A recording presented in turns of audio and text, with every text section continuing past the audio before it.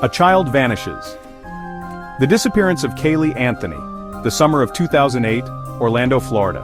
A young mother, Casey Anthony, lived with her parents, George and Cindy, and her adorable 2-year-old daughter, Caylee. Life seemed ordinary, a picture of suburban normalcy. Then, the unthinkable happened. Caylee vanished. On July 15, 2008, a chilling 911 call shattered the quiet. Cindy Anthony reported her granddaughter missing. She hadn't seen Caylee for a month.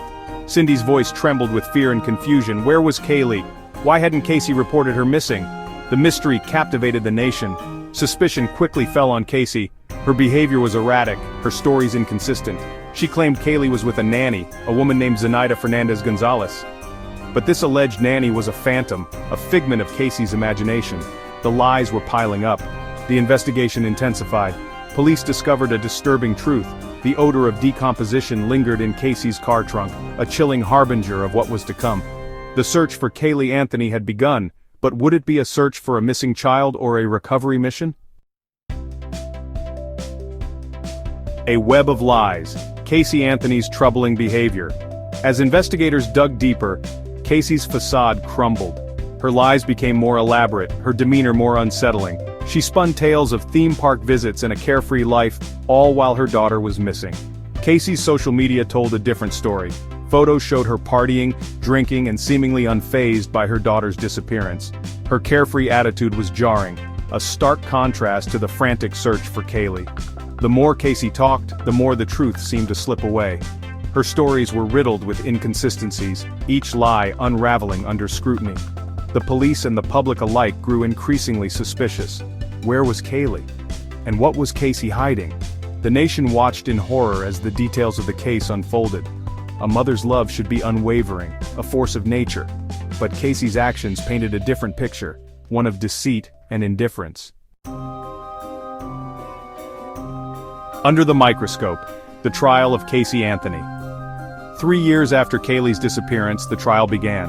The courtroom became a stage, the world watching as the prosecution laid out its case. They painted a picture of a cold, calculating mother who suffocated her daughter with chloroform and duct tape. The evidence was circumstantial but damning. The smell of death in Casey's car, searches for chloroform on her computer, and duct tape found near Caylee's remains. The prosecution argued that Casey killed Caylee to escape the responsibilities of motherhood and live a life free from constraints. The defense countered, portraying Casey as a troubled young woman who panicked after Caylee drowned in the family pool. They argued that George Anthony, Casey's father, helped cover up the accidental death. They claimed he abused Casey, leading to her web of lies. The trial was a spectacle, every detail scrutinized, every witness dissected. The prosecution presented a mountain of evidence, while the defense chipped away at their case, highlighting inconsistencies and planting seeds of doubt. The jury held Caylee's fate in their hands. Seeds of doubt, forensic evidence, and its controversies. The forensic evidence was both crucial and controversial. The prosecution presented the smell of decomposition in Casey's trunk as proof that Caylee's body had been stored there. However, the defense argued that the smell could have come from garbage or other decomposing matter. The duct tape found near Caylee's remains was another point of contention. The prosecution argued it was used to suffocate Caylee, while the defense countered that it could have been placed there after her death. Hair samples found in Casey's trunk were linked to Caylee. However, the defense argued that the hairs could have transferred through other means, like shared hairbrushes or clothing. The forensic evidence, while suggestive, lacked the definitive proof needed for a murder conviction. The prosecution also presented evidence of internet searches for chloroform on Casey's computer. However, the defense countered that the searches were made by George Anthony, not Casey. They argued that he was responsible for Caylee's death and had used Casey's computer to research ways to dispose of the body. Section 5. Shifting narratives, Casey's inconsistent statements. Casey's own words became her biggest enemy. Her ever-changing story, riddled with inconsistencies, painted a picture of a desperate woman grasping at straws. She told different stories to different people, each lie adding another layer to the intricate web of deceit. Her initial claim that Caylee was with a nanny quickly unraveled.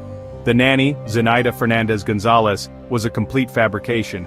Casey later claimed she didn't report Caylee missing because she was afraid of her father, George. She accused him of abusing her and covering up Kaylee's accidental drowning. These accusations, while explosive, were unsubstantiated. George Anthony vehemently denied them, and no evidence supported Casey's claims. Her shifting narratives, coupled with her seemingly callous behavior, made it difficult for the jury to believe anything she said. Casey's contradictory statements left more questions than answers. Did she kill Kaylee? Was she a victim herself? Or was she simply a pathological liar, desperate to save herself, even if it meant sacrificing her own daughter's memory? Section 6. Media Circus, the Trial of the Century. The Casey Anthony trial became a media frenzy. Cameras crowded the courtroom, broadcasting every twist and turn to a captivated nation. Cable news channels provided wall-to-wall coverage, dissecting every piece of evidence and every witness testimony. Legal analysts speculated on air, offering their opinions on the case. Social media exploded with theories, debates, and judgments. The public became both jury and judge, forming opinions based on the information presented in the court of public opinion. The media attention was relentless. Casey's face was plastered on every screen, her name whispered in hushed tones. The trial became a cultural phenomenon, a real-life courtroom drama that captivated and horrified in equal measure. The intense media scrutiny had a profound impact on the trial. It influenced public perception, creating a climate of intense pressure and scrutiny. The jurors, although instructed to avoid media coverage, were inevitably exposed to the opinions and biases swirling around the case. Section 7. A Nation Divided, the Verdict and Public Outrage. After 6 weeks of testimony and mountains of evidence, the jury reached a verdict. Not guilty of murder, not guilty of aggravated manslaughter, guilty on 4 counts of providing false information to law enforcement. The nation gasped, how could this be? The evidence, while circumstantial, seemed overwhelming, but the prosecution had failed to prove beyond a reasonable doubt that Casey Anthony murdered her daughter.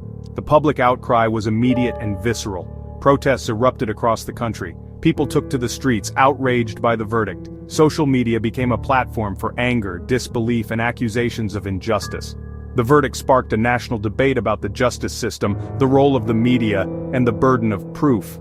How could a mother who lied about her daughter's whereabouts and partied while she was missing be found not guilty of murder? Section 8. Life after acquittal. Casey Anthony's attempts to rebuild. Despite her acquittal, Casey Anthony could not escape the shadow of suspicion. She was the most hated woman in America, vilified and ostracized. She lived a reclusive life, haunted by the specter of her daughter's death and the court of public opinion. In the years that followed, Casey attempted to rebuild her life, but the past continued to haunt her. She granted interviews, claiming her innocence and blaming her father for Kaylee's death. She filed for bankruptcy, worked odd jobs, and tried to disappear from the public eye. Casey's attempts at normalcy were met with mixed reactions. Some believed she deserved a chance to move on, while others remained convinced of her guilt. The scars of the trial run deep, leaving an indelible mark on both Casey and the nation. Despite her efforts to rewrite her narrative, Casey Anthony remains a polarizing figure, forever linked to the tragic death of her daughter, and the trial that captivated a nation. Section 9. A Legacy of Loss. The Enduring Impact of the Case. The Casey Anthony case remains a haunting reminder of the fragility of life and the devastating consequences of lies and deceit. Kaylee Anthony, a bright-eyed little girl, became a symbol of lost innocence. Her story a cautionary tale that continues to resonate. The case exposed the flaws in the justice system, the power of the media, and the enduring nature of public opinion. It sparked conversations about parenting, accountability, and the limits of forgiveness. Though the trial has ended, the questions linger. What truly happened to Kaylee Anthony? Did the justice system fail her? And can Casey Anthony ever truly escape the shadow of suspicion that hangs over her? The Casey Anthony case is a story of loss, betrayal, and the enduring search for truth. It is a case that will forever be etched in the annals of American crime, a chilling reminder that sometimes, even in the pursuit of justice, some questions remain unanswered.